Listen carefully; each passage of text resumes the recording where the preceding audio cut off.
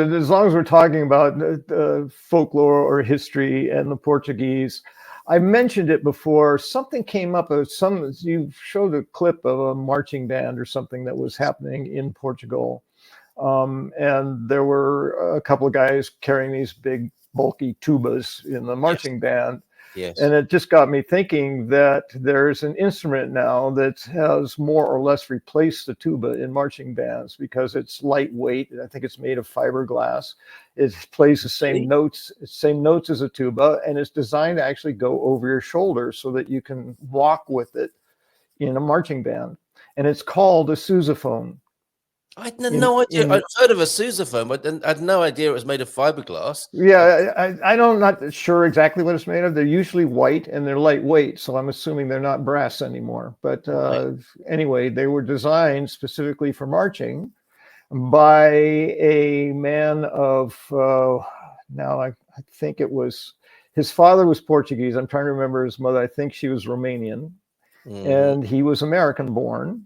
And his name was John Philip Sousa in American English. But if that, because that's a Portuguese name, it would be pronounced Sousa. Yes, indeed. And so, yeah, maybe they were, yeah. But you see, it's a very different shape than a tuba. That one looks like it is brass. So maybe fiberglass came later. I'm not sure, to make it even lighter.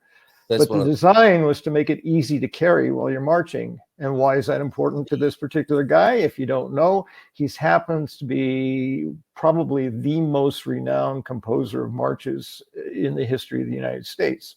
Right. So all these marching tunes, the red, white, and blue, celebration marching tunes, so many of them were composed by this guy. Wonderful. Of Portuguese descent. So there's what a lovely story. Yes, absolutely. Wikipedia, the sousaphone, or sousaphone, as yes, depending on when you want to say it, American or Portuguese. Yeah, created around 1893 by J.W. Pepper, which is a great name, isn't it? That could only be an American name, I think. J.W. Pepper, at the direction of American band leader Jean-Philippe Sousa, after whom the instrument was then named, as you said. It was designed to be easier to play than the concert tuba while standing or marching, as well as to carry the sound of the instrument above the heads of the band. Okay, so it elevates, that horn elevates the sound over and above, which would have been a real relief to other band members who had just had that blasting into the back of their neck up until that point. Back of their head. Yes. Boom, boom, boom, boom. Come on. Could you move the bass somewhere else? Yes. Stick him out front. No, it doesn't work like that. We need little people with flutes at the front. The first sousaphone was built by James Walsh Pepper there in 1853, who was dissatisfied with the helicons in use by the United States, a tuba family member.